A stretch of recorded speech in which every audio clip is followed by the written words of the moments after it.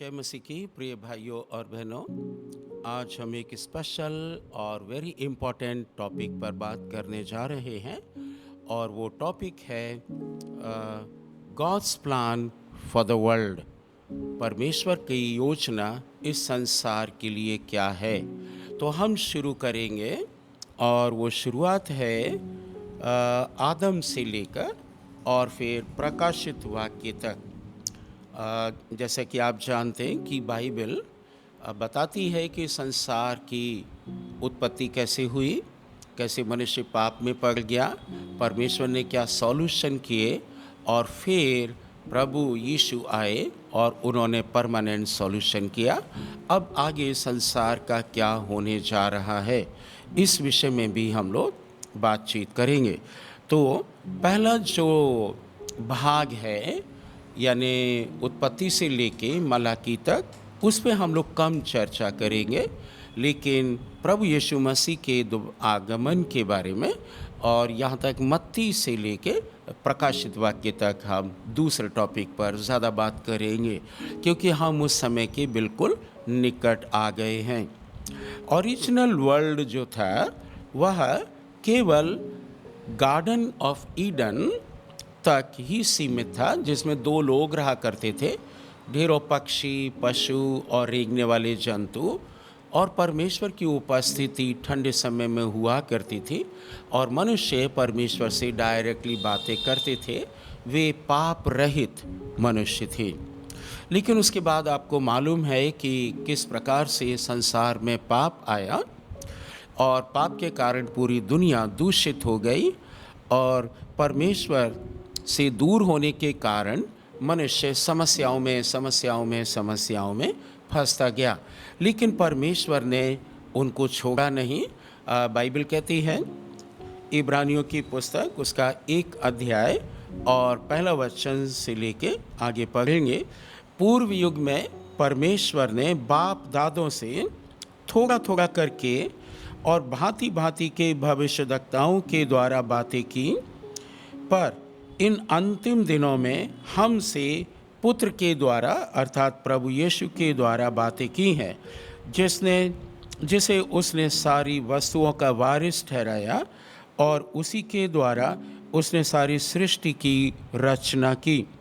वह उसकी महिमा का प्रकाश और उसके तत्व की छाप है और सब वस्तुओं को अपनी सामर्थ्य के वचन से संभालता है। प्रभु यीशु के बारे में है, वो पापों को धोकर ऊंचे स्थानों में महामहिम यानी परमेश्वर के दाहिने हाथ बैठा है। हालेलुया। ये एक बाइबल स्टडी है जिसको हम देखना चाहते हैं, क्योंकि बहुत लोगों ने मुझसे पूछा है कि अब आगे संसार का क्या होने जा रहा है। तो फिर उत्पत्ति से लेके मलाकी तक परमेश्वर ने मनुष्यों को छोड़ा नहीं, थोड़ा थोड़ा करके बातचीत की है। भविष्यद्वक्ता भेजे, बाइबल शिक्षक भेजे, राजाओं को भी नियुक्त किया ताकि मनुष्य वापस आ सके, परंतु वो परमेश्वर के पास वापस नहीं आया और परमेश्वर ने प्रभु यीशु को फिर भेज दिया। तो फिर आप देखते हैं कि क्रूस के विषय में आप देखते हैं, एक लंबी लकड़ी होती है और एक वर्टिकल होती है, एक हॉरिजॉन्टल, एक वर्टिकल। तो जो समय क्रूस के बाईं तरफ हो गया, यानी उल्टे हाथ की तरफ, मेरे उल्टे हाथ की तरफ, वह समय बीत गया। प्रभु यीशु मसीह से आगे जो समय है वह अब चल रहा है, यानी BC बिफोर क्राइस्ट और AD after death of Jesus Christ. तो ये दोनों भागों में ईसा पूर्व और ईसा के बाद, ये क्रूस ने टाइम को बांट दिया। हम विशेष करके बातचीत करेंगे कि क्रूस के बाद का समय जिसमें हम लोग चल रहे हैं वहाँ क्या होने वाला है और मेरा और आपका क्या होगा और इस संसार का क्या होगा। ये बातें सुन के थोड़ा बहुत आपको डर लग सकता है, लेकिन ये इसलिए आवश्यक है ताकि आप और हम अपनी तैयारी ठीक से कर सकें। तो परमेश्वर ने सॉल्यूशन दिया, लेकिन वो सॉल्यूशन प्रभु यीशु तक था और उसके बाद फिर प्रभु यीशु आ गए और उसके बाद मसीह की क्रूस ने समय को बांट दिया और मसीह की क्रूस के बाद अपोस्टल्स जितने भी थे 12 प्रेरित जो प्रभु यीशु के नॉर्मली चेले कहलाते हैं, पर वो चेले नहीं हैं, वे अपोस्टल हैं। और बिलीवर्स जो हैं, वे विश्वासी लोग, वे स्वर्ग में हैं तब से लेके अब तक के। लेकिन आगे क्या होने वाला है? From the last 2000 years till we enter eternity. हम इसमें बात करेंगे कि 2000 साल से लेके और अनंत काल तक, जब तक हम स्वर्ग नहीं पहुंच जाते, क्या क्या होगा। तो मैंने यहाँ पर लिखा है, Jesus came, sin abolished, as choice of human they are saved। प्रभु यीशु आए, पाप का विनाश कर दिया, परंतु ये टोटली मनुष्यों पर निर्भर है कि वो क्या चुनाव करते हैं। प्रभु यीशु का चुनाव करते हैं, प्रभु यीशु का मार्ग चुनते हैं, या फिर वे दूसरा मार्ग चुनते हैं।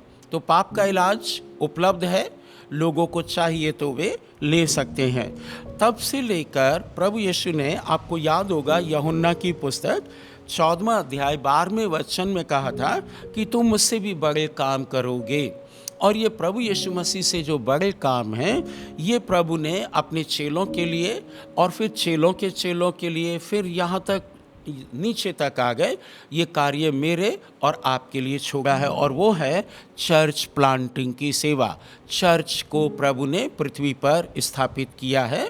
परमेश्वर प्रभु यीशु ने किया, लेकिन मनुष्य का उसमें भाग है, यानी परमेश्वर के चुने हुए लोग जो उद्धार पाते, प्रभु के लहू से धुल जाते हैं, जिनके पाप क्षमा हो जाते हैं, वे कलीसिया के भाग बनते हैं।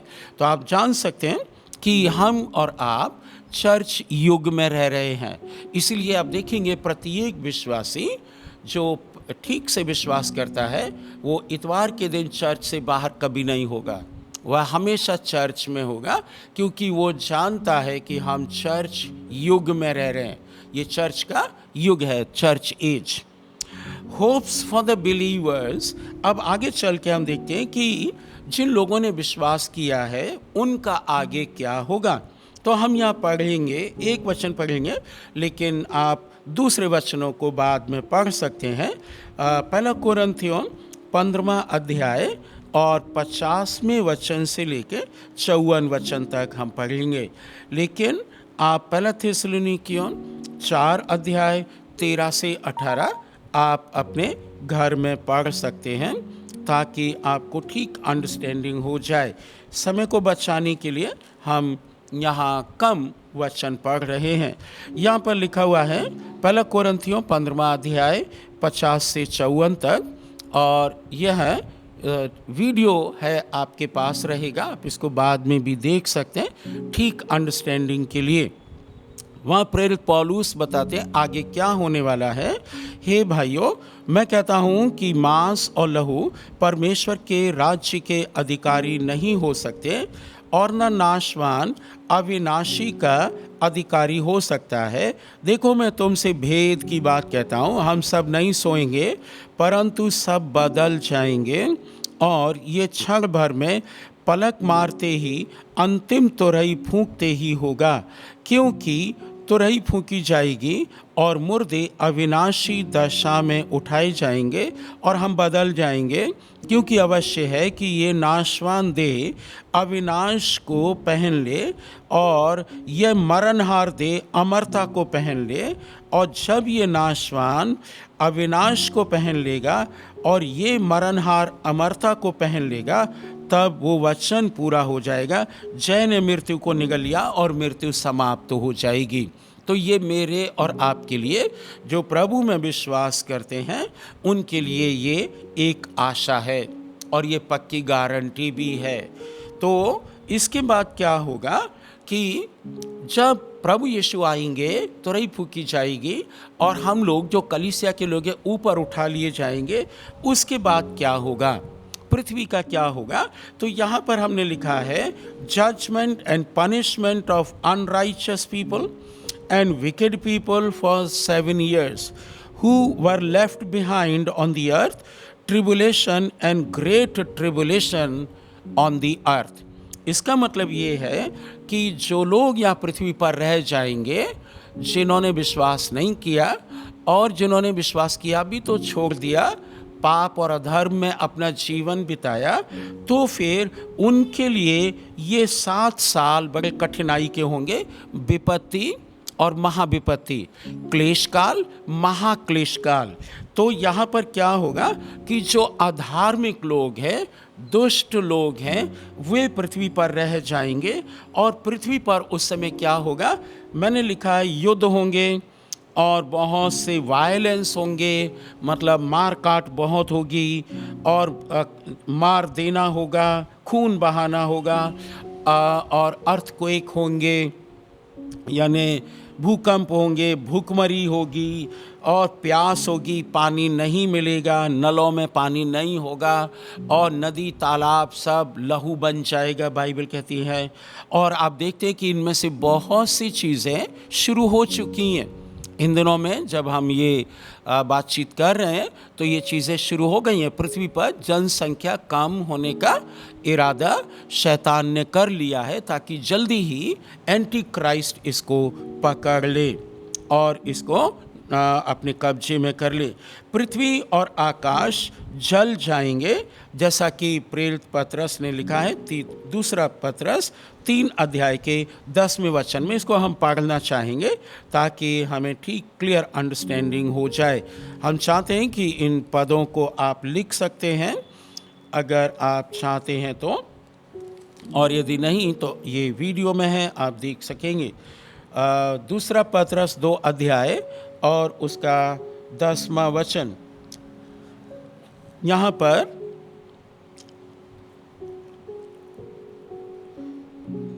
3 अध्याय का 10वां वचन यहाँ पर लिखा है कि प्रभु यीशु का दिन चोर के समान आ जाएगा। उस दिन आकाश बड़ी हड़हड़ाहट के शब्द से जाता रहेगा, तत्व बहुत ही तप्त होकर, गर्म होकर पिघल जाएंगे और पृथ्वी और उस पर के काम जल जाएंगे, मनुष्य नहीं जलेंगे। जबकि ये सब वस्तुएं इस रीति से पिघलने वाली हैं, तो तुम्हें पवित्र चाल चलन और भक्ति में कैसे मनुष्य होना चाहिए। ये चेतावनी की बात प्रेरित पतरस बता रहे कि क्या होगा उन दिनों में। आकाश जल जाएगा, पृथ्वी पिघल जाएगी, इस पर जितनी चीज़ें हैं वे सब पिघल जाएंगी और रहने का स्थान नहीं होगा। पर हम और आप नहीं होंगे यदि आप और हम प्रभु यीशु मसीह की जो जीवन की पुस्तक है उसमें नाम लिखवा चुके हैं। तो यहाँ पृथ्वी पर मारकाट, मुसीबत, समस्याएं, परेशानियाँ और नफ़रत और क्या बोलते हैं, खून खराबा, भूकंप, और बाइबल कहती है कि आकाश से तारे और सूरज ये सब गिर पड़ेंगे। तो आप सोच सकते हैं कि पृथ्वी का क्या हाल होगा। अब यदि आप चेतना चाहते हैं तो आप चेत सकते हैं कि उस समय आपका और हमारा रहना मुश्किल होगा। आज उसका चुनाव है। आज लौटकर प्रभु के पास आएं, पश्चाताप करें, प्रभु से कहें, प्रभु मेरा नाम जीवन की पुस्तक में लिख लीजिएगा। वो पुराना सांप फिर आएगा, अर्थात शैतान, और उस समय बहुत से लोग ये कहेंगे कि मेरे ऊपर मृत्यु आ जाए, परंतु मृत्यु उस समय नहीं मिलेगी। एक वचन पढ़ते हैं, लूका की पुस्तक 23 अध्याय और 30 वचन। लूका 23:30 यहाँ पर ऐसा लिखा हुआ है कि उस दिन का मतलब प्रभु यीशु मसीह के दिन लोग मांगेंगे कि हम पे पहाड़ गिर जाओ, मृत्यु आ जाए। 23 अध्याय का 30वां वचन हम निकालते हैं यहाँ पर, और यहाँ ऐसा लिखा हुआ है, वे पहाड़ों से कहने लगेंगे कि हम पर गिर पड़ो और टीलों से कि हमें ढांप लो। अब ये समय वो आ गया है जब हमको और आपको मृत्यु से तो हम बच गए, स्वर्ग में पहुंच गए, आकाश में पहुंच गए, बादलों पर। स्वर्ग में नहीं पहुंचेंगे उस समय, वहाँ हम लोग 7 साल तक रहेंगे, लेकिन इस पृथ्वी को प्रभु उन दिनों में 7 साल तक शुद्ध करेंगे। और यही बात लिखा हुआ है प्रकाशित वाक्य 9 अध्याय के 6 वचन में और 6 अध्याय के 16वें वचन में उस समय लोग मृत्यु को मांगेंगे परंतु वह नहीं मिलेगी। हम लोग पढ़ लेते हैं एक वचन, प्रकाशित वाक्य 6 और उसका 16वां वचन। प्रकाशित वाक्य 6 और 16 वचन यहाँ इस प्रकार से लिखा है, बल्कि 15 से पढ़ेंगे तो और अच्छा है। तब पृथ्वी के राजा और प्रधान और सरदार और धनवान और सामर्थी लोग और हर एक दास और हर एक स्वतंत्र पहाड़ों की खो में घुस जाएंगे और चट्टानों की दरारों में जाकर छिप जाएंगे और पहाड़ों चट्टानों से कहने लगेंगे, हम पर गिर पड़ो और हमें उसके मुंह से जो सिंहासन पर बैठा है उससे बचा लो और मेमने के प्रकोप से बचा लो, क्योंकि उनके प्रकोप का भयानक दिन आ पहुंचा है, अब कौन ठहर सकता है। याद रखिएगा कि ये वो साल होगा, वो समय होगा जब लोग मृत्यु को मांगेंगे लेकिन मृत्यु उनको नहीं मिलेगी। ऐसा समय आएगा। परंतु प्रभु क्या करेंगे? प्रभु उन दिनों में हमारे और आपके लिए, क्योंकि हम लोग 7 साल के बाद वापस लौटकर पृथ्वी पर आएंगे और इस पृथ्वी पर हम राज्य करेंगे, तो बाइबल बताती है कि cleansing and purifying of the earth process will begin. उन 7 सालों में प्रभु यीशु क्या करेंगे? अपने दूतों को भेजकर, और ये जो घटनाएं, भयंकर घटनाएं होंगी, इनके द्वारा पृथ्वी को शुद्ध करेंगे, अधार्मिकता को खत्म कर देंगे, ताकि उसकी दुल्हन मसीह लोग जो आकाश में उठा लिए गए हैं वे वापस फिर इस पृथ्वी पर आ सकें। प्रकाशित वाक्य और उसका 21 अध्याय और 1 और 2 वचन हम लोग पढ़ेंगे ताकि इसको हम और ठीक से समझ पाएं। यहाँ लिखा है, फिर मैंने नए आकाश और नई पृथ्वी को देखा, क्योंकि पहला आकाश और पहली पृथ्वी जाती रही और समुद्र भी नहीं रहा। फिर मैंने पवित्र नगर नए यरूशलेम को स्वर्ग से परमेश्वर के पास से उतरते देखा। नया आकाश, नई पृथ्वी, नया यरूशलेम प्रभु हमारे और आपके लिए बनाएंगे। हालेलुया! कितने आनंद की बात है। आपको मुस्कुराना चाहिए, हंसना चाहिए, कूदना चाहिए कि प्रभु ने इतनी बढ़िया चीज़ें रखी हैं। ये तो अभी लिखा हुआ, और भी चीज़ें हैं जो परमेश्वर ने आपके और हमारे लिए रखी। तो प्रभु क्या करेंगे? नए आकाश को, नई पृथ्वी को लेकर आएंगे। वह पृथ्वी आशीषित होगी। आज जैसी पृथ्वी है वैसी नहीं होगी। वे दुष्ट लोग उस पर नहीं रहेंगे, चोर, बेईमान, गड़बड़ी, रिश्वतखोर, ये लोग नहीं वहाँ होंगे, और धार्मिकता वास करेगी। हालेलुया! परंतु आपको चेक करना है कि आप वहाँ होंगे या नहीं। हम लोग अक्सर एक गीत गाते हैं, आखिरी नरसिंगा फूका जाने वाला है, तेरा मेरा सबका यीशु आने वाला है, पर तू कहाँ होगा? ये क्वेश्चन अपने आप से करना है ताकि ठीक तैयारी कर सकें। और फिर क्या होगा? हम लोग 1000 साल के लिए राज्य करेंगे। बाइबल हमको बताती है प्रकाशित वाक्य 20 अध्याय के 4 वचन के दूसरे भाग में, क्योंकि वो लंबी आयत है, ज़्यादा नहीं पढ़ेंगे। 20वें अध्याय के 4 वचन के बी भाग में मैंने यहाँ लिखा है, वे जीवित होकर मसीह के साथ 1000 वर्ष यानी 1000 वर्ष तक राज्य करेंगे। जब तक ये 1000 वर्ष पूरे ना हो जाएं, तब तक शेष मरे हुए जिंदा नहीं होंगे। ये तो पहला पुनरुत्थान है।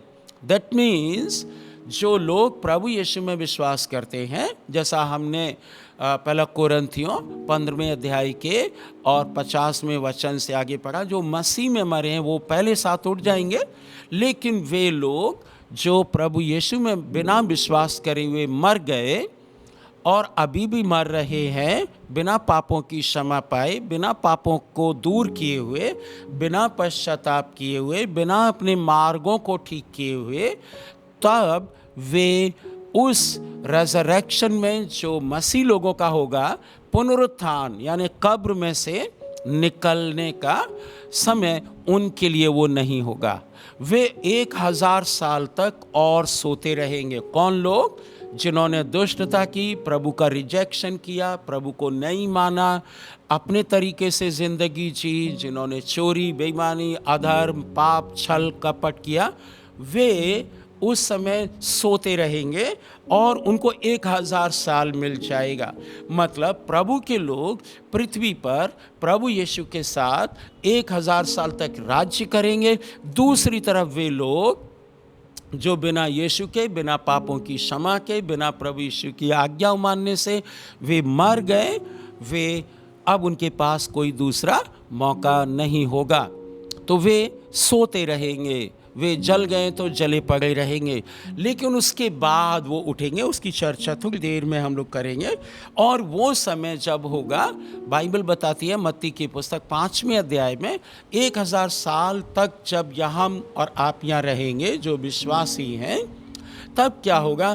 तब वो वचन पूरा हो जाएगा जो प्रभु ने मत्ती 5 में कहा, धन्य है वे जो मन के दीन हैं, क्योंकि वे पृथ्वी के अधिकारी होंगे। हालेलुया। इसलिए इस पृथ्वी पर आपको अगर अभी नम्र बनने का मौका मिला है तो नम्र बन जाइए, ताकि उस समय आप राज्य कर सकें। आप याद रखिएगा, वहाँ कंडीशन है, सब लोग राज्य नहीं करेंगे, सब लोग पृथ्वी के अधिकारी नहीं होंगे, सब लोग परमेश्वर को नहीं देखेंगे। बाइबल कहती है वे जो मेल कराने वाले हैं वे परमेश्वर के पुत्र कहलाएंगे। जो झगड़ा कराने वाले हैं, क्रिश्चियंस में भी झगड़ा कराने वाले, वे उस समय परमेश्वर के पुत्र नहीं कहलाएंगे। दैट मीन्स उनका एक्सेस परमेश्वर तक नहीं होगा, केवल प्रभु यीशु मसीह तक ही होगा, है ना।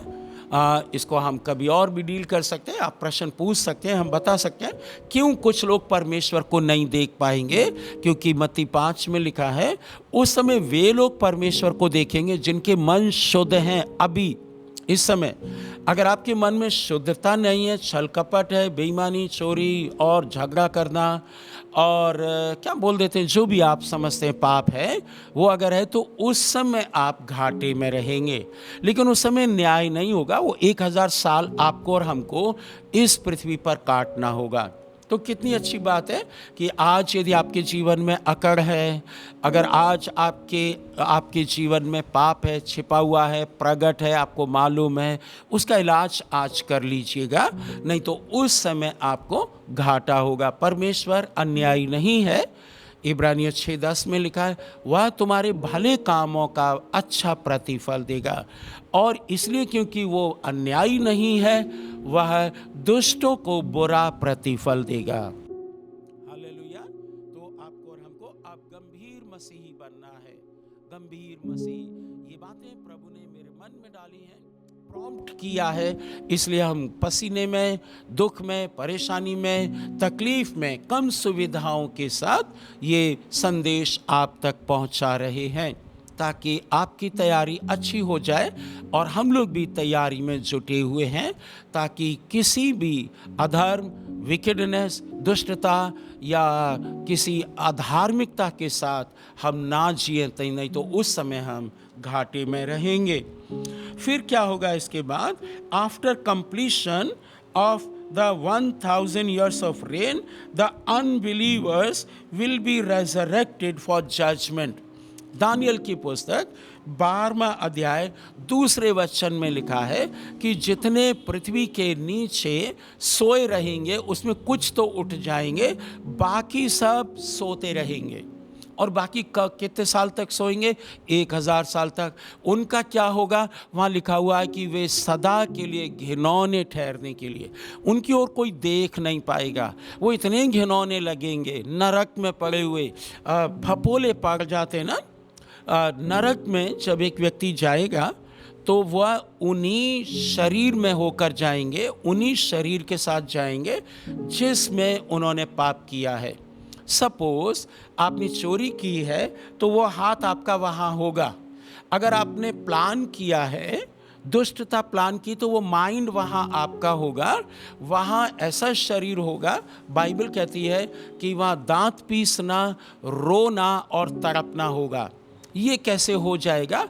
ये महिमावान शरीर में नहीं होगा, ये उसी शरीर में होगा जिस शरीर में आपने व्यभिचार किया है, जिस शरीर में आपने बेईमानी की है, जिस हृदय में आपने दुष्टता रची है, जिस दिमाग में आपने दूसरों को सताने, दूसरों को लूटने, ठगने की योजना बनाई, ये सब वहाँ होगा। और आपको पता है धनवान व्यक्ति के बारे में कि धनवान होने के बाद भी वह नरक में चला गया, और एक गरीब आदमी और कंगाल आदमी और बीमार आदमी वो स्वर्ग में चला गया। इन दिनों की शिक्षाओं से थोड़ा सा सतर्क रहिएगा, क्योंकि इन दिनों में यही शिक्षा शैतान लोगों के द्वारा चलवा रहा है कि तुम तंदुरुस्त हो जाओ और तुम धनवान बन जाओ। और वो तैयारी किसकी करा रहे हैं? नरक में जाने की। मैं ये कहता हूँ, यदि आप दुख उठा रहे हैं, प्रेरित पौलुस ने कहा दुख उठा और अपनी सेवा का काम पूरा कर। तो इन दिनों में बहुत सतर्क रहने की आवश्यकता है। अगर आपके पास पैसे नहीं है, थैंक यू बोलिए प्रभु को। अगर आपके पास पैसे हैं तो भी थैंक यू बोलिए। चोरी मत कीजिए, बेईमानी मत कीजिए, ठगिए नहीं। किसी से पैसा लाए हैं और उसको पैसा वापस नहीं किया तो आज की रात वापस कर दीजिए। फ़ोन करके उसको बोल दीजिए, सर मैं आपका पैसा दे दूंगा, सिस्टर मैं आपका पैसा दे दूंगा, जिससे भी आपने लिया है। चोरी की है तो उसका पैसा, उसकी चीज़ वापस कर दीजिए। गालियां दी हैं तो उससे कह दीजिए सॉरी सर। और भी कुछ पाप जो आपको याद आते हैं उनको ठीक कर लीजिए, नहीं तो उस दिन क्या होगा कि आप उठ नहीं पाएंगे। और प्रकाशित वाक्य 20:5 को हम पढ़ना चाहेंगे। यहाँ पर जो अभी पढ़ा है, जब तक ये 1000 वर्ष पूरे ना हो जाएं, तब तक शेष मरे हुए जिंदा नहीं होंगे। धन्य है वह पवित्र, धन्य और पवित्र वो है जो इस पहले पुनरुत्थान का भागी होता है। ऐसों पर दूसरी मृत्यु का अधिकार नहीं होगा। यदि आपने अपने जीवन में प्रभु यीशु को, उनकी शिक्षाओं को नहीं पुकारा है, नहीं माना है, तो फिर आप अत्यंत घिनौने ठहरेंगे। कोई आपको देखेगा नहीं, और वहाँ पर अनंत काल का अग्नि का भंडार है, लेक ऑफ फायर बोलते हैं, जिसमें वहाँ आग तो है ही है, लेकिन वहाँ पर गंधक भी है। गंधक आग को कई गुना बढ़ा देती है। हम लोगों ने जब हरियाणा में सेवा शुरू किया, आरंभिक दिनों में हम लोगों ने कोशिश की थी कि कई गांवों में जाएं, और वहाँ पर एक भाई के साथ हम लोग गए और वहाँ नरक की फिल्म हम लोग दिखाते थे। जब नरक की फिल्म दिखाते थे तो लोग दौड़ के आते थे। आज समस्या ये है कलीसियाओं की कि वो नरक के बारे में बताते नहीं हैं। डॉक्टर बिली ग्राहम को परमेश्वर ने एक दिन बोला कि बेटा सुसमाचार बहुत हो गया है, अब नरक के बारे में प्रचार करो। और उन्होंने नरक के बारे में किया, और फिर उनके पास शिकायतें आने लगीं, डॉक्टर बिली ग्राहम नरक के बारे में मत बोलिए। और डॉक्टर बिली ग्राहम ने कहा कि बाइबल नरक के बारे में बोलती तो मैं क्यों ना बोलूं, है ना। इसलिए नरक के बारे में भी हमको जानना ज़रूरी है। और बाइबल कहती है यूहन्ना की पुस्तक 5:28-29 में कि उस दिन बहुत से लोग जो कब्रों में हैं वे आवाज़ सुनेंगे प्रभु की, और वे निकल आएंगे। दैट मीन्स ये सेकेंड रेजरेक्शन होगा उन लोगों के लिए जो दुष्टता में मर गए हैं। और प्रकाशित वाक्य 20:5 हम लोगों ने पढ़ा है। ये किसके लिए है? हम लोग जो इस युग में रह रहे हैं, चर्च का युग। प्रभु यीशु मसीह के आने के बाद चेलों ने सबसे पहला काम क्या किया? चर्च की स्थापना की। कैसे? वे सुसमाचार पूरी दुनिया में ले गए। अगले सेशन में जो इसे अगला वीडियो है वो ज़रूर देखिएगा, क्योंकि वो इसी का बी भाग है। वो हमने इसलिए इसलिए बनाए ताकि लोग ठीक से समझ पाएँ। हम देखेंगे कि परमेश्वर ने इस पृथ्वी को, इस संसार को क्या क्या संसाधन दिए। परमेश्वर ने अपने लोगों को खड़ा किया और उनको संसाधन भी दिए ताकि प्रभु यीशु का प्रचार पूरी दुनिया में हो जाए, आसानी से हो जाए। तो हम देखेंगे उन दिनों में कुछ लोगों के बारे में। मेरे सामने माइक्रोफोन है, मेरे सामने चश्मा है, मेरे सामने इस समय कैमरा भी है, मेरे सामने बिजली भी है। ये सब परमेश्वर ने इसलिए दी ताकि परमेश्वर का राज्य बढ़ जाए इस पृथ्वी पर। तो इस अगले वीडियो को भी आप ज़रूर देखिएगा, उससे आपको ज्ञान मिलेगा और बाइबल के सत्य और ज़्यादा सुदृढ़ हो जाएंगे आपके लिए। बाइबल के सत्य ऑलरेडी सुदृढ़ हैं, हम माने या ना माने, लेकिन हम उसको बताएंगे कि कैसे प्रभु ने किन चीज़ों को इस संसार में उपलब्ध कराया ताकि ये संदेश सब लोगों तक पहुंच जाए, सुसमाचार सब लोगों तक पहुंच जाए। फिर क्या होगा? एक युद्ध भी होगा प्रभु यीशु के साथ और शैतान के साथ। 1000 साल के लिए हम लोग जब राज्य करेंगे, शैतान को बांधकर एक गड्ढे में डाल दिया जाएगा और वो वहाँ से नहीं निकलेगा। लेकिन उसके बाद जब वो निकलेगा तब एक युद्ध होगा, और इस युद्ध के विषय में हम लोग पढ़ते हैं प्रकाशित वाक्य 16वां अध्याय 12 से 16। इसको हम पढ़ेंगे और इसी के साथ 2-3 वचन और पढ़ेंगे। 16वां अध्याय 12 से लेके 16 वचन तक यहाँ लिखा हुआ है, 6वें स्वर्गदूत ने अपना कटोरा महानदी फरात पर उंडेल दिया और उसका पानी सूख गया कि पूर्व दिशा के राजाओं के लिए मार्ग तैयार हो जाए। फिर मैंने उस अजगर के मुंह से और उस पशु के मुंह से और उस झूठे भविष्यद्वक्ता के मुंह से 3 अशुद्ध आत्माओं को मेढकों के रूप में निकलते देखा। ये चिन्ह दिखाने वाली दुष्ट आत्माएं हैं जो सारे संसार के राजाओं के पास निकलकर इसलिए भेजी जाती हैं कि उन्हें सर्वशक्तिमान परमेश्वर के उस बड़े दिन की लड़ाई के लिए इकट्ठा करे। और देख, मैं चोर के समान शीघ्र आने वाला हूँ। धन्य वो है जो जागता रहता है और अपने वस्त्र की चौकसी करता है कि नंगा ना फिरे और लोग उसका नंगापन ना देखें। उन्होंने उनको उस जगह इकट्ठा किया जो इब्रानी में हर मिगदोन कहलाता है। इंग्लिश में हम लोग अर्मागिदोन बोलते हैं। ये अर्मागिदोन का जो युद्ध है, ये फाइनल युद्ध होगा। इसके बाद फिर कोई युद्ध नहीं होगा। प्रभु यीशु और उनके स्वर्गदूत लड़ेंगे, इधर दूसरी तरफ शैतान और उसकी सेना, डीमंस होंगे, शैतान और दुष्ट आत्माएं, और उसके सेना अलग मनुष्य भी होंगे। वे भी शैतान की ओर से प्रभु से लड़ाई करेंगे। और इसी का 19 अध्याय 11 से लेके 21 वचन तक हम लोग पढ़ेंगे और इससे और ज़्यादा तस्वीर क्लियर हो जाएगी। प्रकाशित वाक्य 19:11 से 21 यहाँ पर लिखा हुआ है, फिर मैंने स्वर्ग को खुला हुआ देखा और देखता हूँ कि एक सफ़ेद घोड़ा है और उस पर एक सवार है। वो विश्वास योग्य और सत्य कहलाता है और धर्म के साथ न्याय करता है और युद्ध करता है।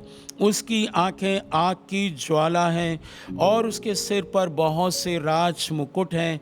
उस पर एक नाम लिखा है जो उसको छोड़ और कोई नहीं पढ़ सकता। वो लहू छिड़का हुआ वस्त्र पहने हुए है। उसका नाम परमेश्वर का वचन है। स्वर्ग की सेना सफ़ेद घोड़ों पर सवार और श्वेत और शुद्ध मलमल पहने हुए उसके पीछे पीछे है, और जाति जाति को मारने के लिए उसके मुंह में से एक चोखी तलवार निकलती है। वो लोहे का राजदंड लिए हुए राज्य करेगा। सर्वशक्तिमान परमेश्वर के भयानक कोप के दिन कोप की जलजलाहट की मदिरा के कुंड में दाख रौंदेगा और उसके वस्त्र और जांघ पर ये नाम लिखा है, राजाओं का राजा और प्रभुओं का प्रभु। फिर मैंने एक स्वर्गदूत को सूर्य पर खड़े हुए देखा। उसने बड़े ऊंचे शब्द से पुकार कर कहा, आकाश के बीच में से उड़ने वाले सब पक्षियों से कहा, आओ परमेश्वर के बड़े भोज के लिए इकट्ठे हो जाओ, जिससे तुम राजाओं का मांस और सरदारों का मांस और शक्तिमान पुरुषों का मांस और घोड़ों का मांस और उनके सवारों का मांस, क्या स्वतंत्र क्या दास, क्या छोटे क्या बड़े, सब लोगों का मांस खाओ। फिर मैंने उस पशु और पृथ्वी के राजाओं और उनकी सेनाओं को उस घोड़े के सवार और उसकी सेना से लड़ने के लिए इकट्ठा होते हुए देखा। ये यूहन्ना ने दर्शन में देखा। वह पशु और उसके साथ वो झूठा भविष्यद्वक्ता पकड़ा गया, जिसने उसके सामने ऐसे चिन्ह दिखाए थे जिनके द्वारा उसने उनको भरमाया था, जिन पर उस पशु की छाप थी, और जो उसकी मूर्ति की पूजा करते थे, ये दोनों जीते जी उस आग की झील में डाल दिए गए जो गंधक से जलती रहती है। शेष लोग उस घोड़े के सवार की तलवार से जो उसके मुंह से निकलती थी मार डाले गए, और सब पक्षी उनके मांस से तृप्त हुए। ये अर्मगिदोन के युद्ध में जब राजा महाराजा हार जाएंगे, नाश किए जाएंगे, दुष्ट आत्माएं नाश किए जाएंगी, तब का सीन है कि किस प्रकार से प्रभु उनको नाश करेंगे। 20 अध्याय के 7वें वचन से आगे पढ़ेंगे। जब 1000 वर्ष पूरे हो चुके होंगे तो शैतान कैद से छोड़ दिया जाएगा थोड़े समय के लिए। वह उन जातियों को जो पृथ्वी के चारों ओर होंगी, अर्थात गोग और मगोग को, जिनकी गिनती समुद्र के बालू के बराबर होगी, भरमा कर लड़ाई के लिए यानी युद्ध के लिए इकट्ठा करने को निकलेगा। शैतान वे सारी पृथ्वी पर फैलकर पवित्र लोगों की छावनी और प्रिय नगर को घेर लेंगे। यानी पवित्र लोग कहाँ रहेंगे? यरूशलेम में और पृथ्वी पर अलग अलग स्थानों में। लेकिन परमेश्वर का जो नगर है, प्रिय नगर, वो यरूशलेम होगा, और इन सबको वो शैतान घेर लेगा। लेकिन भस्म करेगी और उतर कर उन्हें भस्म करेगी। उनका भरमाने वाला शैतान नंबर 1 और आग में और गंधक की झील में डाला गया, जिसमें वो पशु और झूठा भविष्यद्वक्ता भी होगा, जो अभी हम लोगों ने पढ़ा है, और वो डाल दिया जाएगा, और वे रात दिन युगान युग पीड़ा में तड़पते रहेंगे। यह मृत्यु है जो उन लोगों की होगी जिन्होंने प्रभु को अपना जीवन नहीं दिया। और फिर इसके बाद क्या होगा? Satan and his angels, death, false teacher and false prophet, ये सब नरक में डाल दिए जाएंगे। 20 अध्याय के 10वें वचन से अगर हम लोग आगे पढ़ेंगे तो हम लोगों को ये सारी घटनाएं मिल जाएंगी। और फिर क्या लिखा हुआ है कि कौन कौन नरक में जाएगा? नंबर 1 शैतान, नंबर 2 मृत्यु, झूठा शिक्षक जो सिखाने वाला है झूठी बातें, और फॉल्स प्रॉफिट। अब थोड़ा हम डिस्क्रिप्शन करेंगे। शैतान को आप समझते हैं कि वो कौन है? लूसीफर, जो आकाश से गिराया गया, स्वर्ग से गिराया गया, महान स्वर्गदूत था एक समय। मृत्यु आपको पता है पाप के कारण आ गई। अभी मृत्यु पृथ्वी पर है, उस समय मृत्यु नहीं होगी, क्योंकि प्रभु यीशु मृत्यु को नरक में डाल देंगे। और किसको डालेंगे? जो झूठा शिक्षक है। ये झूठा शिक्षक कौन है? ये वे लोग हैं प्राइमरीली जो गलत शिक्षाओं को और गलत तौर तरीकों को प्रमोट करते हैं, भेजते हैं, चर्च में करते हैं। ये गलत डॉक्ट्रिन क्या है? आप देखिएगा इन दिनों में ढेर सारे चर्चेज में डॉक्ट्रिन पर नहीं पढ़ाया जाता। जब हमारे यहाँ कोई व्यक्ति आता है और वो पढ़े लिखे लोग होते हैं या नहीं पढ़े लिखे लोग होते हैं, तो हम उनको अपनी डॉक्ट्रिन का स्टेटमेंट देते हैं कि हम क्या मानते हैं, क्या विश्वास करते हैं। यदि आप नए विश्वासी हैं, जो पुराने क्रिश्चियंस हैं, वो इस बात को समझते हैं कि चर्च में जाते हैं आप और वहाँ वचन सुनते हैं, तो पास्टर का वचन ठीक से सुनिए और बाइबल से उसका मिलान कीजिए। अगर आपने ऐसा नहीं किया तो जो गलत डॉक्ट्रिन है, गलत सिद्धांत है, उसके आप शिकार बन जाएंगे। और आजकल ये हम अगर देखा जाए तो 90% से ज़्यादा चर्चेज में गलत डॉक्ट्रिन बताई जा रही है। वो क्यों बताई जा रही है? क्योंकि लोग वहाँ सुन रहे हैं और वे बाइबल पढ़ते नहीं, वे परमेश्वर से पूछते नहीं, वे परमेश्वर के लोगों की किताबें भी नहीं पढ़ते हैं जो हमसे और आपसे पहले स्वर्ग में पहुँचे हैं। वे किताबें छोड़ गए हैं हमारे लिए, उनको आप पढ़ सकते हैं। अंत में कभी भी हम बताएंगे कि आप किन किन लोगों की पुस्तकें पढ़ लीजिए। नहीं तो चर्च लंगड़ा बन गया है, एक तरफ बहुत झुक गया है, अमीरीपन में, धनवान में और चिन्ह चमत्कारों में, उन सब में चर्च बढ़ गया। डॉक्ट्रिन वाला जो अभी फॉल्स प्रॉफिट, फॉल्स टीचर है, गलत शिक्षा देने वाला, वो अभी चर्च में उसकी स्पिरिट है, वो एक समय प्रकट हो जाएगा।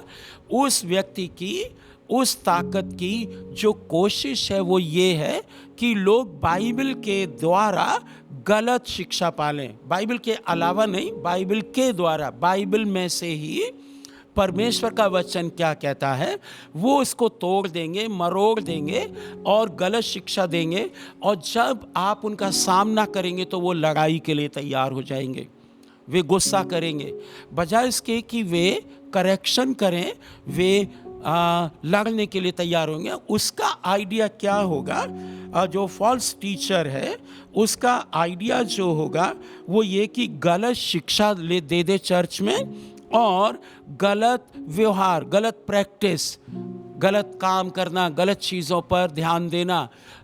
एक चर्च में मैं देखा अभी वीडियो में, तो वहाँ एक पास्टर जी हैं, एक मरे हुए आदमी की शांति के लिए और उद्धार के लिए प्रार्थना करें। हरियाणा के एक गांव की बात है। पास्टर जी बहुत मोटे तगड़े हैं, परंतु उनको ये डॉक्ट्रिन नहीं मालूम कि बाइबल मरे हुए व्यक्ति के विषय में कुछ नहीं कर सकती, प्रभु यीशु भी नहीं कर सकते। मेरी और आपकी प्रार्थना से मेरे और आपके पुरखा जो पाप में, अधर्म में मर गए, वे नरक से स्वर्ग में प्रभु ट्रांसफर नहीं करेगा, चाहे हम कितने भी अच्छे विश्वासी क्यों ना हों, चाहे हम कितने भी अच्छे विश्वासी क्यों ना हो। तो ये डॉक्ट्रिन का जो सिस्टम है ये केवल वो लोग जान पाएंगे मेरे प्रिय भाइयों और बहनों जो बाइबल पढ़ते हैं, जो जीवित चर्च में जाते हैं। जीवित चर्च वो नहीं है जहाँ चिन्ह चमत्कार होते हैं, वह जीवित चर्च है जो आपको और हमको मसीह के आने के लिए तैयार करता है। चाहे आप गरीब ही रह जाएं, बीमार ही रह जाएं, चाहे आपको कोई भी ना पूछे, चाहे आपके पास साधारण कपड़े हों, लेकिन वहाँ पहुँचने की हमको और आपको कोशिश करना है। ये काम किसका होगा? जो झूठा शिक्षक है, उसकी चर्चा बाइबल में है। हम थोड़ी देर में या कभी बाद में पढ़ सकते हैं, बाइबल इसको क्लियर कर देती है। और फिर लिखा हुआ है कि वो क्या करेगा, दूसरा एक और फॉल्स प्रॉफिट, वो भविष्यवाणी करेगा, ऐसा मान के करेगा प्रभु यीशु ने मुझसे ये कहा, पवित्र आत्मा ने कल रात में मुझसे ये कहा। और जब लोग सुनेंगे कि प्रभु यीशु ने इससे कुछ कहा है और पवित्र आत्मा ने कहा, तो वो एकदम मान लेंगे, वो कह देंगे हाँ जरूर किया होगा। लेकिन पवित्र आत्मा की जगह उसको कोई और बोल रहा है, क्योंकि उसको ये मालूम है, झूठे भविष्यद्वक्ता को ये मालूम है कि आप बाइबल नहीं जानते। झूठे भविष्यद्वक्ता को ये मालूम है कि आपको डॉक्ट्रिन नहीं मालूम है, आपको बरगला देगा। एक साल पहले हमारे चर्च में एक सिस्टर आई थी कर्नाटका से, और वो दुष्टात्माओं को बाल पकड़ के और जाने कैसे कैसे निकालने की कोशिश करती थी। और हमारे चर्च में जब वो आई तो कुछ लोगों के लिए प्रार्थना करने लगी। मैं चर्च के बाद लोगों से मिलता हूँ और पीछे चला गया, वहीं परमेश्वर के आत्मा ने मुझसे कहा इस लेडी को, लड़की है जवान वो, और उसको रोक दे, क्योंकि वो मेरी चुनी हुई नहीं है। अगर तूने नहीं रोका तो ये दुष्ट आत्मा या बहुतों में डाल देगी और तेरे लिए मुश्किल हो जाएगा। और मैं तुरंत उसके पास पहुंचा और मैंने डायरेक्टली पूछा, मैंने कहा सिस्टर आप बाइबल पढ़ती हैं? उन्होंने कहा नहीं नहीं नहीं नहीं, हम बाइबल नहीं पढ़ते। तो मैंने कहा इतना भयंकर काम आप क्यों करते हो? आप शैतान से, दुष्ट आत्माओं से मत लड़िए, आप शरीर में, वो आपको रास्ते में पटक देगी, आप उनका पीछा नहीं कर पाओगे, क्योंकि आपके पास वचन नहीं है। और वो बाल पकड़ के दुष्ट आत्माओं को निकालती थी और ये भी कहती थी, सुनिएगा बहुत ध्यान से, मैं कह रही हूं तू मुझे जानती नहीं है कि मैं कौन हूं। अब देखिए, क्या उस लेडी के, लड़की के नाम से दुष्ट आत्मा निकलती है? नो, यीशु के नाम से निकलती है। चाहे छोटा चर्च हो चाहे बड़ा चर्च हो, पास्टर में अपनी शक्ति बिल्कुल नहीं है। पास्टर का भी न्याय होगा, आपका भी न्याय होगा, मेरा भी न्याय होगा। तो फिर ये जो भविष्यद्वक्ता है, ऐसा लगेगा कि वह परमेश्वर की ओर से बोल रहा है, लेकिन वो कर क्या रहा है कि ये बताता है कि वह परमेश्वर से बातें करता है। एक पास्टर जी हैं, मैं नाम नहीं लूँगा और वो ठीक भी नहीं है। वो कहते थे कि मैं बहुत नम्र हूँ और मैं उनको बहुत पसंद करता था, बहुत उनकी शिक्षाओं को प्रमोट भी करता था, अच्छा बोलता था। आज भी हम उन सब के लिए प्रार्थना करते हैं। और वो कहते थे कि एक पास्टर जी मुझे मिले जो मुझसे नफरत करते थे और वो मुझे देख के यूं कतरा के चले गए। वो कह रहे मैं उनके आगे चला गया, कतरा कर आया, सामने खड़ा हो गया। ऐसी उन्होंने अपनी गवाही दी कि मैं इतना नम्र था। और फिर बताया कि मैं प्रतिदिन प्रभु भोज लेता हूँ और पवित्र आत्मा से प्रार्थना करता हूँ, अन्य भाषा में प्रार्थना करता हूँ। लेकिन मालूम है वो व्यक्ति कैसा है? कड़वाहट से भरा हुआ है, झूठ से भरा हुआ है। केवल उसका आइडिया है संपत्ति को अर्जित करना, लोगों को जमा करना, भीड़ को जमा करना और उनको बाइबल की बातों से लेकर अंधकार में रखना, क्योंकि उनको मालूम है कि उनके यहाँ कोई पुराना क्रिश्चियन नहीं है। मैं आपको एक सलाह देता हूँ, यदि आप मान सकें, अपने जीवन में यदि किसी को रखोगे गुरु बनाकर, तो आप ऐसे व्यक्ति का चुनाव कीजिए जो कुछ पीढ़ियों से क्रिश्चियन हो। क्योंकि वो जो क्रिश्चियन है वो संडे स्कूल गया है, वो डॉक्ट्रिन समझता है, वो प्रैक्टिस समझता है, चर्च का सेटअप समझता है। वो बाबाओं वाला नहीं है सिस्टम, वो बाबा में नहीं गया, वो अपने पूर्वजों की फूल लेकर हरिद्वार नहीं गए हैं। तो उनको काफ़ी कुछ बातें ठीक मालूम है। लेकिन पुरानी क्रिश्चियंस में उनको लीजिएगा जिनका नया जन्म हुआ है। मैं ये नहीं कह रहा कि जो पुरानी क्रिश्चियंस हैं सब अच्छे हैं या नए क्रिश्चियन हैं वो सब खराब हैं, ऐसा नहीं है। परंतु 90% लोग जो नए क्रिश्चियंस हैं उनके कारण 21वीं शताब्दी में चर्च वीक है। क्योंकि मैंने कई एक उदाहरण दे दिया आपको। जिस लड़की की बात कर रहे हैं वो भी नई क्रिश्चियन है और मैं हरियाणा में बहुत ड्रामा देखता हूँ। बाइबल नहीं पढ़ते, लोग गुटखा खाते, शराब पीते और भविष्यवाणी भी करते हैं। और भविष्यवाणी कैसी करते? धन की भविष्यवाणी। एक तरीका बता देते आप झूठे शिक्षक को कैसे और झूठे भविष्यद्वक्ता को कैसे पहचान सकते। सही शिक्षक क्या करेगा? वह परमेश्वर के वचन को लेगा, अपना एक्सपीरियंस बताएगा और फिर होते होते वो स्वर्ग तक पहुंचेगा अपने संदेश में। झूठा भविष्यद्वक्ता की पहचान क्या होगी? अच्छे टीचर की मैंने बताया। झूठे भविष्यद्वक्ता की पहचान क्या होगी? बाइबल की बातें लेगा वो, पवित्र आत्मा ने मुझसे कहा, यीशु ने मुझसे कहा, परमेश्वर का वचन कल रात में मेरे पास आया। और वो क्या करेगा? इस पृथ्वी पर बता देगा कि तुमको धन मिलेगा, रुपया मिलेगा, ये मिलेगा, वो मिलेगा। लेकिन अच्छा भविष्यद्वक्ता हमेशा चेतावनी देगा। क्या कहेगा? हे इज़राइल, तूने पाप किया है, परमेश्वर गुस्सा है, तू पश्चाताप कर। ये संदेश अच्छा भविष्यद्वक्ता, सही भविष्यद्वक्ता देगा। जो भविष्यद्वक्ता पाप के बारे में चेतावनी नहीं देता, वह भविष्यद्वक्ता आप रिजेक्ट कर सकते, वो परमेश्वर की ओर से नहीं है। वो आपको धन, संपत्ति, तंदुरुस्ती, सक्सेस, सफलता, बड़ा मकान और गाड़ी, सब चीज़ों की आशा देता है।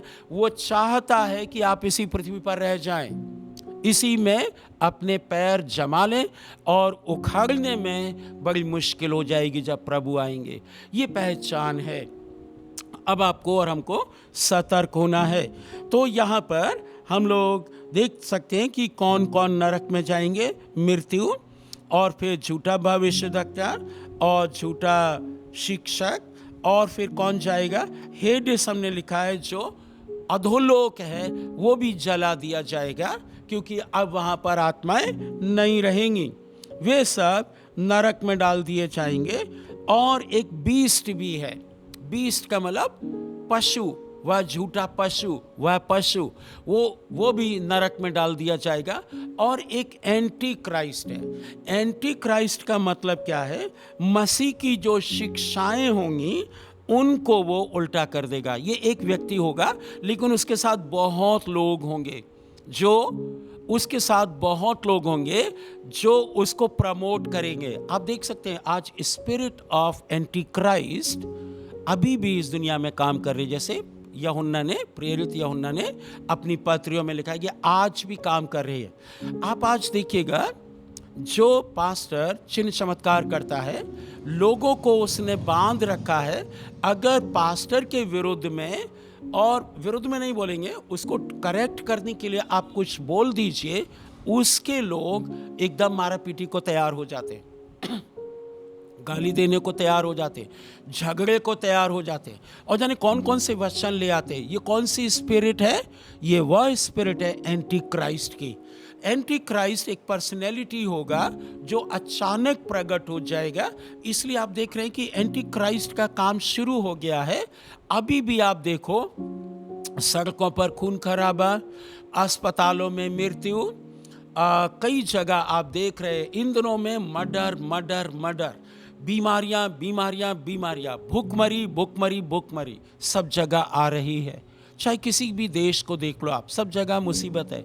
ये इसलिए ताकि शैतान एंटी क्राइस्ट जनसंख्या को कम कर दे, और जब कम कर देगा तो उसको राज्य करना आसान हो जाएगा। और ये लोग, जो उसके लोग हैं, जो बड़ी भीड़ में हैं, वे क्या कर रहे हैं? वो उसके मार्ग को ठीक कर रहे हैं। एंटी क्राइस्ट के, ख्रिस्त विरोधी का मार्ग वे तैयार कर रहे हैं, और इसलिए उनका राज्य प्रकट होने वाला है। लेकिन वो जल जाएगा, बाइबल कहती है। लेकिन 5 लोग जाएंगे। एक दुख की बात कहना चाहते हैं, उसमें और भी कोई जाएगा, और वो है जिसने अपना जीवन मसीह को नहीं दिया। वे लोग भी चले जाएंगे 1000 साल के बाद। जो उठेंगे, जिन्होंने यीशु को स्वीकार नहीं किया, वो भी चले जाएंगे नरक में, और फिर वहाँ से कभी नहीं निकलेंगे। प्रकाशित वाक्य 20 अध्याय 10 से 15 आप पढ़ सकते हैं। और फिर विश्वासी लोगों का अंतिम न्याय होगा। हालेलुया। ये जो विश्वासी लोगों का न्याय होगा, ये मेरा और आपका होगा। वे लोग जो प्रभु करते हैं, उनका, वो लोग जो प्रभु यीशु में विश्वास करते हैं, जिनका बपतिस्मा हुआ, प्रभु भोज लेते, चर्च जाते हैं, उनका भी न्याय होगा। और पास्टर लोगों का भी न्याय होगा। पास्टर लोगों का थोड़ा कठिन होगा, क्योंकि वहाँ लिखा है कि उनका न्याय कठिनाई से होगा। शुरुआत चर्च से होगी, पहले हमारा न्याय होगा। और वो हमको पता चलता है 2 कोरिन्थियों 5 अध्याय के 10वें वचन में। इसको हम पढ़ना चाहेंगे। 2 कोरिन्थियों और उसका 5वां अध्याय 10वां वचन। यहाँ पर लिखा हुआ है कि, और 2 कोरिन्थियों 5:10। आपके पास यदि बाइबल है तो आप निकाल सकते हैं, हमारे साथ पढ़ेंगे तो अच्छा रहेगा, ताकि आपकी मेमोरी में वो आ जाएगा। क्योंकि अवश्य है, ये ज़रूरी है, पक्का है कि हम सबका हाल मसीह के न्याय आसन के सामने खुल जाए, कि हर एक व्यक्ति अपने अपने भले बुरे कामों का बदला जो उसने देह में होकर किए हैं वह पाएगा। ये एक न्याय होगा। इससे पहले हम स्वर्ग में नहीं जाएंगे, ये न्याय पृथ्वी पर होगा। उन 1000 साल के अंत में ये न्याय किया जाएगा, ताकि हम ठीक जगह पर शिफ्ट हो जाएं। और इसको और भी क्लियरली कहते हैं, देह के द्वारा। अगर आप इसी का पहला कोरिन्थियों 3 अध्याय अगर आप पढ़ेंगे तो और ज़्यादा क्लियर हो जाएगा कि 4-5 कैटेगरीज हैं, 4-5 कैटेगरी हैं, जिसमें प्रेरित पौलुस ने हम लोग को बांट दिया है किसका कैसा न्याय होगा और किसको क्या मिलेगा। आप 3 अध्याय का 10 वचन से लेके और आगे तक पढ़ सकते हैं, परंतु मैं यहाँ 15वां वचन पढ़ना चाहूँगा। यहाँ लिखा है, यदि किसी का काम जल जाएगा तो वह हानि उठाएगा, पर वो आप बच जाएगा, क्योंकि परमेश्वर की अग्नि उस दिन उसके काम को परखेगी। किसके? क्रिश्चियन लोगों के, मेरे और आपके। चाहे आप पढ़े लिखे हैं, अनपढ़ हैं, चाहे आप गरीब हैं या अमीर हैं, अगर वहाँ तक पहुँच गए आप, तो फिर वहाँ आपका एक न्याय और होना है, और इसको white throne judgment seat of Christ कहते हैं। सफ़ेद सिंहासन का न्याय, जहाँ पर प्रभु यीशु मसीह स्वयं न्याय करेंगे। और ये न्याय से हमको बचने के लिए क्या करना है? आज ठीक करना है काम। यदि 10 रुपए की चीज़ है और 20 रुपए में बेच रहे हैं, तो वहाँ ये मामला खुल जाएगा। यदि आपने पैसे चुराए हैं, तो वहाँ ये मामला खुल जाएगा। आपने रिश्वत ली है, तो वहाँ ये मामला खुल जाएगा। आपने कमीशन ली है जो आपको नहीं लेना चाहिए था, आपका काम नहीं है कमीशन लेना, आपने कमीशन लिया है, तो वहाँ खुल जाएगा। व्यभिचार किया है तो वहाँ खुल जाएगा। आप मना नहीं कर पाएंगे, क्योंकि वहाँ वीडियो पता चल जाएगा। आपका माइंड ऐसा हो जाएगा कि वहाँ सच को सच ही कहा जाएगा। वो ऐसा एनवायरनमेंट होगा कि वहाँ झूठ होगा ही नहीं, तो आप कोई चीज़ छिपा नहीं सकते। प्रभु कहेंगे, बेटा तूने किसी का रुपया लिया था, जीते जी तूने दिया नहीं, तो आप ये नहीं कह सकते नहीं नहीं नहीं प्रभु ऐसा हो गया, उसने ये कहा था, मैंने ये कहा था और फिर ऐसा हुआ, लेकिन किंतु परंतु, ये आप वहाँ नहीं कह पाएंगे, मैं भी नहीं कह पाऊँगा। इसलिए मसीह के पीछे चलना कठिन काम है मेरे प्रिय मित्रों। मेरे पिताजी कहा करते थे कि प्रभु यीशु मसीह के पीछे चलने का मतलब है दो धारी तलवार के बीच में चलना। नहीं तो इधर खस के तो कट जाओगे, इधर खस के तो कट जाओगे। सीधा चलना। यदि आपका मन सीधा नहीं है, तो उस दिन आप खतरे में पड़ सकते हैं, पड़ जाएंगे। तो यहाँ पर हमने 2 जगह देखा है, एक जगह और देखना चाहेंगे ताकि और क्लियर हो जाए। प्रकाशित वाक्य और उसका 20वां अध्याय 11 से लेके और 15वां वचन तक। 20 अध्याय 11 से यहाँ लिखा हुआ है, फिर मैंने एक बड़ा सफ़ेद सिंहासन, जिसकी चर्चा अभी की है, और उसको जो उस पर बैठा हुआ था देखा, और उसके सामने से पृथ्वी और आकाश भाग गए और उनके लिए जगह नहीं रही। किसके लिए? पृथ्वी और आकाश थे नहीं, हम और आप वहाँ होंगे नए शरीर में। फिर मैंने छोटे से बड़े तक सब मरे हुओं को सिंहासन के सामने खड़े हुए देखा, सिंहासन के सामने खड़े हुए देखा, छोटे से बड़े तक। और पुस्तकें खोली गई, और फिर एक और पुस्तक खोली गई। एक पुस्तक में आपका नाम तब लिख गया था जिस दिन आपने रो रो कर पश्चाताप किया, प्रभु यीशु से क्षमा मांगी, प्रभु यीशु को अपना उद्धारकर्ता और राजा स्वीकार किया। उस दिन आप नए बच्चे थे और प्रभु ने आपका नाम लिख लिया। लेकिन उसके बाद जब आपने जीवन बिताया, तो वहाँ लिखा हुआ है कि एक पुस्तक तो खोली गई, अर्थात जीवन की पुस्तक, और फिर लिखा हुआ है जैसा उन पुस्तकों में लिखा था। आपकी और मेरी एक पुस्तक नहीं है, वहाँ पर कई पुस्तकें हैं। मैं एक बहुत बड़े सेवक के विषय में सुन रहा था, और उनका नाम है डॉक्टर जकराया फॉर्मम, जो महान सेवक हैं। मैं उनसे बहुत साल पहले 1994 में मिला था, और वो उपवास बहुत करते हैं, आत्मा में चलते हैं, परमेश्वर की महिमा करते हैं। और उन्होंने अपनी पुस्तक में लिखा है द मिनिस्ट्री ऑफ फास्टिंग, इस पुस्तक का नाम है, और उसमें उन्होंने ये जिक्र किया है कि उसमें उन्होंने क्लियरली ये जिक्र कर दिया है कि स्वर्ग में कई प्रकार की पुस्तकें हैं। एक तो ये कि आपने कितने उपवास किए, कितना भेंट दी है, परमेश्वर के काम को बढ़ाने के लिए आपने तन मन धन से काम किया है, कितना समय आपने प्रार्थना में गुजारा, और दूसरी तरफ ये भी लिखा है कि आपने कितनी दुष्टता की है। हालेलुया। तभी तो पुस्तकें खोली गई, नहीं तो एक पुस्तक काफ़ी थी।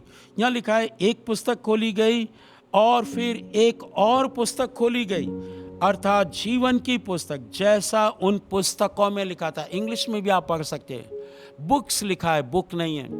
तो वहाँ पर लिखा हुआ, जैसे ही उनके कामों के अनुसार मरे हुओं का न्याय किया गया, समुद्र ने उन मरे हुओं को जो उनमें थे अपने अंदर से निकाल दिया। कुछ लोग समुद्र में डूब के मर गए, कुछ को शेर ने खा लिया, कुछ जल के मर गए, बम ब्लास्ट हो गया, वो सब उस दिन जिंदा हो जाएंगे।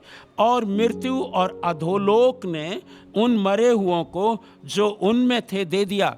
अगर आप दुष्टता पाप करते हुए मर भी गए हो तो आप सोचते हो कि अब तो पैंडा छूट गया, अब कुछ नहीं होने वाला। मेरे प्रिय मित्रों, मैं कहता हूं फिर ज्यादा होने वाला है।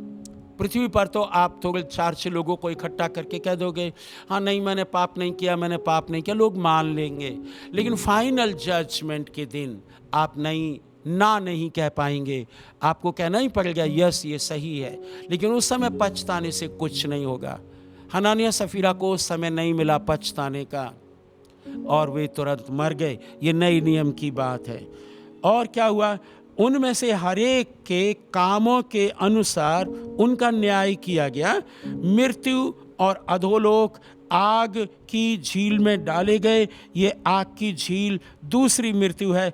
और जिस किसी का नाम जीवन की पुस्तक में लिखा हुआ नहीं मिला, वह भी आग की झील में डाला गया। ये दर्शन देखा था, इसलिए गया पास्ट टेंस में दिखता है आपको, लेकिन ये अब होने वाला है, इसीलिए प्रकाशित वाक्य की पुस्तक है। इंग्लिश में ठीक है, revelation. Whatever God has designed for this world has been revealed in the Bible, in the last book of the Bible called Revelation। जो कुछ परमेश्वर ने इस पृथ्वी के लिए, संसार के लिए, आने वाले दिनों के लिए रखा है, वो बाइबल में प्रकट किया गया। प्रगटीकरण, इसकी पुस्तक का नाम प्रगटीकरण भी है, प्रकाशना भी बोलते हैं, यानी सब कुछ खुला हुआ। परमेश्वर ने आपसे और मुझसे कुछ छिपा कर नहीं रखा है। और फिर लिखा हुआ है, तब हेवन एंड हेल खुल जाएंगे। और क्या होगा कि वहाँ पर एक तरफ के लोग जो हैं वे नरक में डाल दिए जाएंगे और दूसरी तरफ के लोग स्वर्ग में डाल दिए जाएंगे। और कहा जाएगा तुम यहाँ पर रहो। ये एक और वचन है, इसके बाद एक वचन और है, फिर हम प्रार्थना करके समाप्त करेंगे। मत्ती की पुस्तक और उसका 25 अध्याय 33 और 34 वचन। यहाँ लिखा हुआ है, वो भेड़ों को अपनी दाहिनी ओर और बकरियों को अपनी बाईं ओर खड़ा करेगा। तब राजा यानी प्रभु यीशु अपने दाहिनी ओर वालों से कहेगा, हे मेरे पिता के धन्य लोगों, आओ उस राज्य के अधिकारी हो जाओ जो जगत की आदि से तुम्हारे लिए तैयार किया गया है। ये प्रभु उस समय जब लास्ट एंड फाइनल जजमेंट होगा, तब प्रभु हमसे और आपसे कहेगा जिन्होंने अपने कामों को ठीक रखा। याद रखिएगा, ये वो वाला न्याय नहीं है जो आपने पाप किए थे पहले मसीह में आने से पहले। वो तो क्रूस पर उन्होंने ठीक कर दिया, मामला सेट कर दिया। लेकिन जब आप मसीह में आ गए, आपने विश्वास कर लिया, बपतिस्मा ले लिया, तब से लेके जब तक आप मर नहीं जाते, वो जो काम है उनका लेखा लिया जाएगा। उस समय रिस्क हो सकता है आपको। तो आज जबकि आप जिंदा हैं, उसको ठीक कर लीजिएगा। जितने भी पाप आप जानते हैं उनको आज ठीक कर सकें। फिर 41वें वचन में लिखा है, वो बाईं ओर वालों से कहेगा, उल्टे हाथ पे जो लोग खड़े हैं उनसे कहेगा, हे श्रापित लोगों, मेरे सामने से उस अनंत आग में चले जाओ जो शैतान और उसके दूतों के लिए तैयार की गई है। ये एक बहुत दुख की बात है कि मनुष्य नरक में चला जाएगा, जबकि नरक मनुष्यों के लिए नहीं बनाया। तैयार किसके लिए किया गया था? शैतान और उसके दूतों के लिए, दुष्ट आत्माओं के लिए तैयार किया गया था। लेकिन यहाँ लिखा हुआ है कि वह लोगों से कहेगा, शापित लोगों, इसका मतलब लोग होंगे वहां पर, लोगों को वह नरक में डाल देगा। अब आपको देखना आप किस कैटेगरी में आते हैं। कामों से, देह के द्वारा जो आपने पाप किए, उनका लेखा की बात यहाँ पर की जा रही है। अगर आप पूरा पढ़ेंगे तो और अच्छा है। लेकिन अंत में कहना चाहते हैं कि ये बातें आपको अजीब सी लग रही होंगी, कैसे मनुष्य जिंदा हो जाएगा? अभी तो जिंदा हुआ नहीं, कोई भी नहीं हुआ। ये कैसे हो सकता है कि पृथ्वी पिघल जाएगी, आकाश जल जाएगा, पृथ्वी पर कोई नहीं रहेगा? ये कैसे हो सकता है? लोग मुझसे पूछते हैं। तो मैं उनसे एक बात कहता हूँ कि मुझे एक बात बताइए कि जब आप इस संसार में पैदा नहीं हुए थे तब आप कहाँ पर थे? और जब आप पैदा हो गए पहले दिन, तो क्या आपको पता चल गया कि ये संसार है जिसमें मुझे 80, 90, 100 साल तक या 70 साल तक रहना है? ये आपको कैसे पता था? वैसे ही जन्म से पहले आपको नहीं मालूम था कि आप कहाँ जा रहे हैं, आप कैसे संसार में जा रहे हैं और वहाँ कब तक रहेंगे। ये संसार आपके लिए बेकार की चीज़ थी, कुछ था ही नहीं। आप इमेजिन भी नहीं कर सकते जब आप मम्मी के पेट में थे। ऐसे ही अभी बहुत से लोगों को ऐसा मालूम होता है कि हम और आप मम्मी के पेट में हैं, अभी मसीह आए नहीं और हम उस संसार में प्रवेश नहीं कर पाए और उस समय में नहीं पहुंच पाए। तो ताज्जुब ना कीजिएगा, क्योंकि आपको अब पता चल गया है कि उत्पत्ति से लेके और मलाकी तक क्या हुआ। परमेश्वर ने मनुष्य को छोड़ा नहीं, लेकिन अब जब प्रभु यीशु आ गए हैं, अब ज़्यादा कठिनाई का समय है और न्याय ज़्यादा कठिन होगा। इसलिए एक अंतिम वचन पढ़ के हम प्रार्थना करेंगे, और वो है लूका की पुस्तक 13वां अध्याय और 22 से लेके 29 वचन तक। इसके साथ हम इसलिए आपको बताना चाहते हैं ताकि आप ये समझ पाएँ कि हमको स्वर्ग में जाने के लिए अभी तैयारी करना है, कल नहीं। कल बहुत देर हो जाएगी। मैं बहुत से बड़े बड़े लोगों के बारे में आपको बता सकता हूँ कि वे चाहते थे स्वर्ग में प्रवेश करना, परंतु केवल एक रात का, 1 घंटे का, 1 महीने का अंतर हो गया और उन्होंने स्वर्ग का राज्य खो दिया। यहाँ लिखा हुआ है 13वें अध्याय के 22वें वचन से 29वें वचन तक लूका की पुस्तक में। इसको आप पढ़ेंगे तो आपको बहुत अच्छा लगेगा, ताकि आप धोखे में ना रहें। जब वो नगर नगर और गांव गांव होकर उपदेश करता हुआ, यानी प्रभु यीशु यरूशलेम की ओर जा रहा था, तो किसी ने उससे पूछा, हे प्रभु, क्या उद्धार पाने वाले थोड़े लोग हैं? यानी स्वर्ग में जो प्रवेश करेंगे वे थोड़े लोग हैं या ज़्यादा लोग हैं? तो प्रभु यीशु मसीह ने उनको एक बात बताई, सुनिएगा ध्यान से।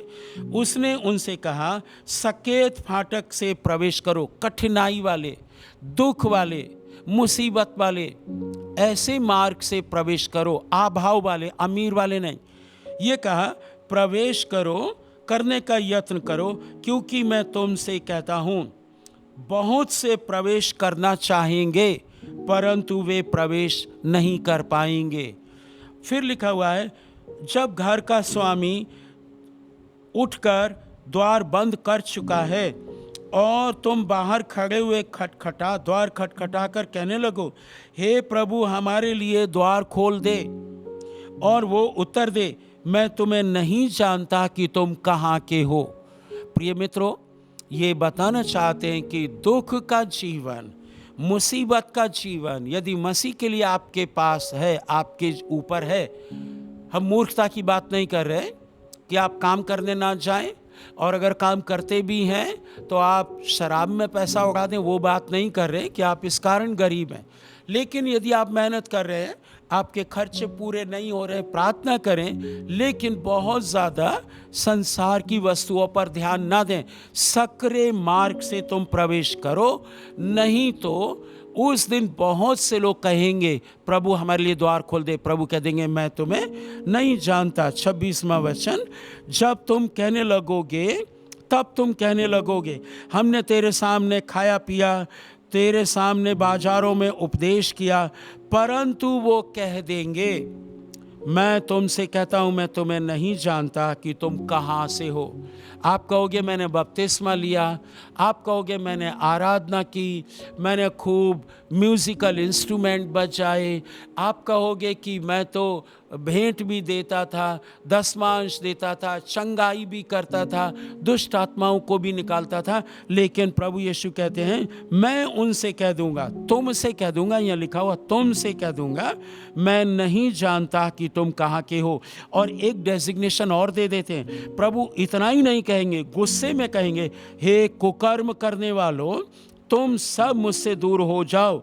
वहाँ रोना और दांत पीसना होगा जब तुम अब्राहम, इसहाक और याकूब और सब भविष्यद्वक्ताओं को परमेश्वर के राज्य में बैठे देखो और अपने आप को बाहर अंधेरे में निकाला हुआ देखोगे, और पूर्व और पश्चिम और उत्तर और दक्षिण से लोग आकर परमेश्वर के राज्य के भोज में भागी होंगे। और देखो, कुछ पहले हैं वे पिछले होंगे, जो पहले हैं वे पिछले होंगे, जो पिछले वे अगले होंगे। तो आप देखिए कि उस समय आपकी ये दुर्दशा ना हो जाए, इसलिए ये वार्निंग का वचन है। ये मोटे तौर पर एक अध्ययन है कि अब प्रभु यीशु मसीह जब 2000 वर्ष पहले आ गए और उसके बाद जब तक वो दोबारा नहीं आते तब तक क्या होगा, क्या हो रहा है, और उसके बाद प्रभु के आने के बाद फिर क्या होगा, यानी जब तक हम अनंत काल में प्रवेश नहीं कर जाते तब तक की घटनाएं हमने आपको संक्षेप में बता दी हैं। आशा करते कि आपके लिए उपयोगी होगा। आइए प्रार्थना करें। प्रभु यीशु, हम दुआ करते हैं कि ये संदेश हमारे प्रिय लोगों के लिए संसार में टांग फैलाने के लिए नहीं, जमाने के लिए नहीं, लेकिन स्वर्ग के राज्य की ठीक तरीके से तैयारी करने के लिए उपयोगी ठहरे। हमारे प्रिय मित्रों को आशीष दें, कलीसिया के लोगों को आशीष दें प्रभु जी, और उनकी सहायता करें ताकि प्रभु वे इन अंतिम नाजुक, भयंकर, चुनौतीपूर्ण समय में प्रभु जी दिनों में अपने जीवन को ठीक कर सकें। क्योंकि प्रेरित पौलुस ने कहा था कि अंत के दिनों में कठिन समय आएंगे, कठिन समय आएंगे, और वह 18-19 क्वालिटीज़ दी हैं, और उनमें दूसरा तिमोथेयुस 3 अध्याय में ये सब चीज़ें लिख दी हैं। और उन चीज़ों में से आज हम सब कुछ अपनी आँखों से देख रहे हैं। मर्डर होता हुआ, पाप, अधर्म, बेईमानी, चोरी, गड़बड़ी, निर्लज्जता के काम, हे प्रभु जी, यूट्यूब भरा पड़ा है जिसमें पता चलता है कि लोग प्रभु जी दया रहित, माया रहित, कठोर और भले के बैरी और चोर और बेईमान, रुपया के चाहने वाले, माता पिता की आज्ञा ना मानने वाले, परमेश्वर की आज्ञा ना मानने वाले धर्म का भेष धरेंगे, लेकिन वे परमेश्वर की शक्ति को, परमेश्वर के वचनों को, नियमों को, कानूनों को नहीं मानेंगे। और ये इस 21वीं शताब्दी में हो रहा है। चर्च भी इससे अछूता नहीं है। चर्च की बात है, पृथ्वी पर जितनी कलीसियाएं हैं वहाँ भी ये समस्याएं हैं। प्रभु प्रार्थना करते हैं कि अपने आत्मा के द्वारा कलीसियाओं की, पास्टर्स की, लीडर्स की प्रभु जी आंखों को खोलें ताकि वे नरक, दंड और पाप का भयंकर परिणाम और मसीह के द्वारा क्षमा प्राप्त करने की बातों को कर सकें, ताकि उनके लोग मसीह को जानने पाएं। धन्यवाद करते हैं प्रभु जी। ये वीडियो जिन जिन कानों में, जिन जिन आँखों में जाएगा, उनके जीवन बदलने पाए। प्रभु यीशु के नाम से आमीन, आमीन।